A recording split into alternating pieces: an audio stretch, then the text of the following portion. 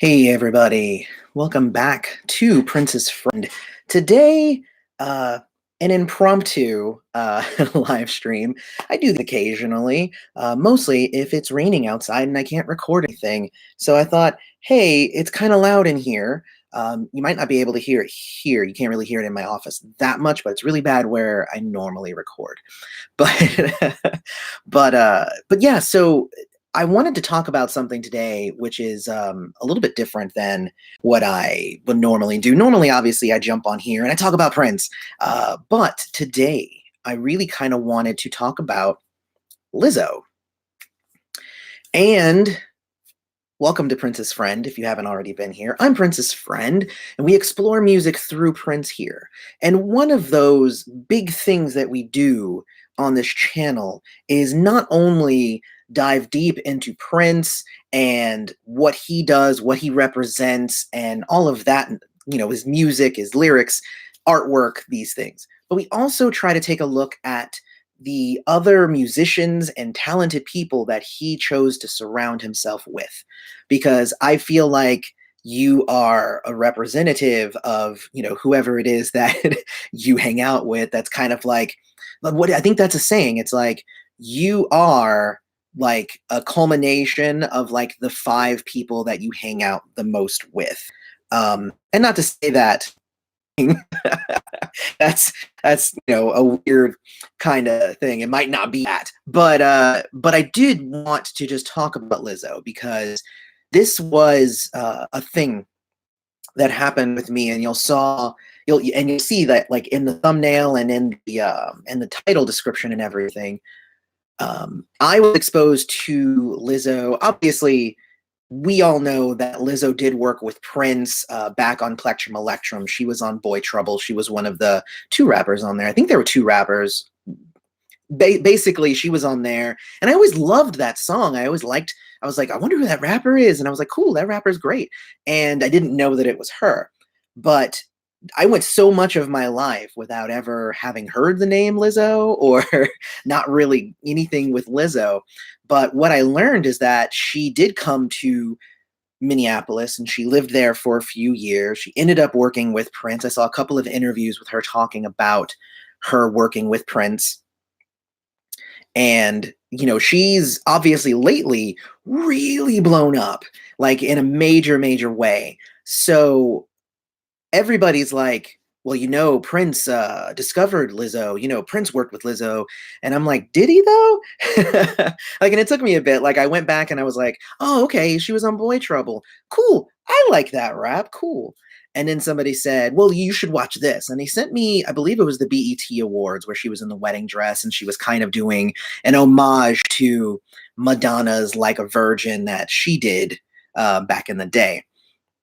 And it was pretty good. She did Truth Hurts, and it was okay, right? Like like it was one of those weird things, and I think that this has to do with hype, because I feel like everybody was like, "Oh my God, Lizzo is the best. I don't know how you could ever not know who Lizzo is. You're in the closet. You don't know anything." And then like I watch it and I'm like, that was solid. That was good. Like it wasn't great, but it was okay. And I was like, cool. Well, my mind's made up. I'm done. Somebody then sent me a link to her performing on I think it was Jimmy Fallon show. I think it is. But anyway, so she went on to, it was either Jimmy Fallon or it was Jimmy Kimmel. It was one of the Jimmys. And so she went on there and it was like, oh my God, it was actually a bad performance, and I don't even remember which one it was, but it's her.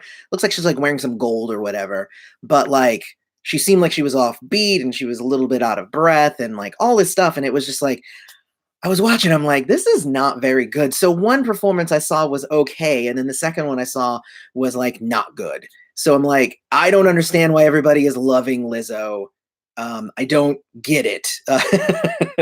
And basically I was just like, that's fine. I'm just gonna leave it alone. It's gonna be somebody, Prince saw potential in a lot of people, and that doesn't mean that I have to also like them just because he liked them. Maybe he saw something in her for Boy Trouble, and she did a good job on that one. But maybe she's not good anywhere else. Sometimes Prince had a way of bringing out the best of people in his music, and then and sometimes they're not all that great on their own. They're really good in his stuff, though. But then my wife started getting really into Lizzo, and I was like, she started just watching a bunch of videos, and I'm like, "Hey, wait a minute, haven't I heard this song before?" And it was "The Truth Hurts," probably one of my favorite lines in any, like, modern song, because I like really, like, funny kind of lines and stuff, and she was like, "I took a DNA test, I'm 100% that bitch." I was like, "Okay, that's a great line, first off. Even if the song sucks, it's a good line." But that song still was just kind of, okay, that was pretty good. And then she played Juice, and I was like, okay, that's the one that she played on the night show that I saw, and that one was way better in the studio. And then she played me Boys, and I was like, this one's really good. And then she played me another one, and I'm like, that one's really good. And then she played me this, and it basically turned into me listening to like a ton of Lizzo all back to back, watching the videos, and like just really getting into her. And she's really, really amazing, but it didn't get me at first, and I think that's uh, and it's so horrible to say, but, like, that honestly is what can happen when, uh, somebody is so liked, it actually has a way of maybe turning other people off, which is a weird way to say that, but also, I feel like I was not exposed to the best of Lizzo up front because I was given a couple of performances, they were live and they were just kind of okay, and I've still actually gone back and watched a few more of her live performances, and you know what? Maybe I'm just not into the live performances of Lizzo. Maybe that's just the thing. But for me, the records, like the studio, the albums, the songs, the videos, all that stuff, superb. Like she is just so good. And then, you know what I'll say is the only live performance that I like really really like is the one, it's "'Cause I Love You," and I really like "'Cause I Love You," and I heard her perform it. Somebody sent me a link, because I put up a thing on my Twitter. I said, "Hey, everybody, share with me, like, your favorite Lizzo performances," and I watched one, and I basically watched 2 different versions of "'Cause I Love You," and they were both just stellar. Um, I also watched an interview with her on The Current, and got to get into her mind a little bit more, into kind of her creative process and all of that stuff. And honestly, she's really cool, like full of positivity, great songs. Maybe the live performance just isn't there for me. Possibly it's not there. Possibly it's just maybe the actual venues that she was performing in. Maybe that's what I didn't like. It's really, really, that's really hard. that's It's really hard to say why possibly I didn't like those live performances, and still kind of don't. But I really, really like what she produces in the studio. Um, but I do get it. Like, I am a Lizzo fan now. There is definitely no way for me to discount the pure talent that she has, the pure ability to convey emotion, and just her attitude, and just like, she's all of it. Like it's just crazy. Like she's just sexy, and she's just bad attitude, and she's amazing performer. And I feel bad now that I think I said amazing performer first, and then I don't want to remark on her beauty first. I feel like it should be in a different order, as not to degrade her or objectify her. But at the same time, like all of these things together, you know, I don't want to say that she, modeled herself after Prince, but I mean, she said in an interview once that, working with Prince was like a fairy tale. Like it was like her dream come true was to work with somebody. And obviously, I think everybody wants to be Prince. Everybody wants what Prince has. It's just not everybody has it. But I really do think that she has it because she is also she is an instrumentalist and she's a composer and she's a songwriter and she's a writer and she does a lot of things down, and I think that it's really, really cool. Yeah, I just thought that I would share that because I get Lizzo now, and it took me a bit.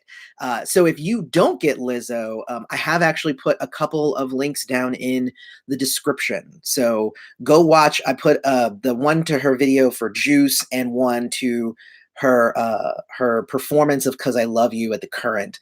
And honestly, if you watch both of those and you still don't like her, uh, maybe she isn't for you, but like, I think those two things were the things that got me. There's probably another video. There's the one with I did my hair video, and I'm trying to remember what that one was. This is so hard. But anyway, I'm really interested in what you guys all think about Lizzo. And I know I have a few of you here in the live stream, so I'm going to go through some of your stuff here. So Lizzo is the only artist I've been excited about for quite a while. Cat Whiten, definitely.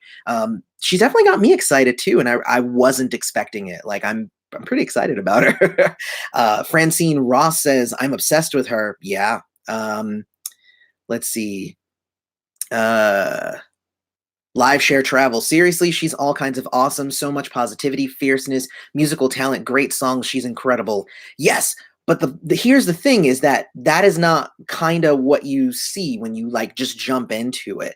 Like it took someone getting into Lizzo in my periphery for me to then be like, what's that? Like it basically, I guess I had to get past the spectacle of it all. And that honestly, that's an issue that a lot of people have getting into Prince's music. And I do videos like the why some people don't listen to Prince. And a lot of it is because the spectacle was so distracting.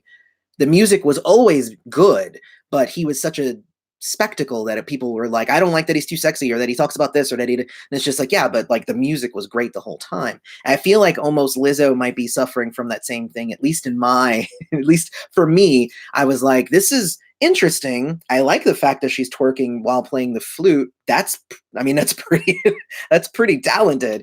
You do have to have talent to do that.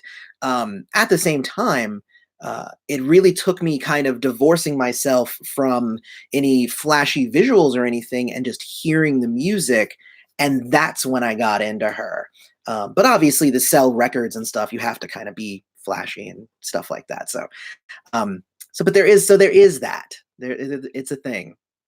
Maybe the live performances in person are better than on internet because you get lifted up by not only her, but the crowd. Good. That's a good note, Jason. That honestly does happen. When you're in a crowd, well, okay, so that can go both ways though, because I've also been at concerts that felt great in the moment, and then I've watched it back and I'm like, that was really kind of boring. It really was the crowd that I was excited for, and it was kind of being in the moment. But really, though, it wasn't necessarily that great. So I almost feel like, again, kind of divorcing yourself from the need for crowd, the need for flashy visuals and stuff like that. I think that's when an artist really shines. And I feel like she does that now that I get it, now that I have the music and I'm like, I'm in there. Now the flashy visuals and the crowds and all that stuff is only going to add, but you need to kind of get through those things in order to get it, I think. I do, at least. Eldon Sim says, she's all right. Cut down the twerking and concentrate on her craft. Why can't you do both? People can chew gum and walk at the same time, and she can twerk and play the flute at the same time, which again requires talent. Yeah. So anyway, Prince saw potential in her and even worked with her some, and she, lived in Minneapolis. She got to be among those amazing musicians and stuff that are all there, and hopefully she was able to take some of what she learned and move forward and incorporate some of that into what she does now. And honestly, I think that she does. I see a lot of Prince in Lizzo, and I hope to see really great things from her going forward.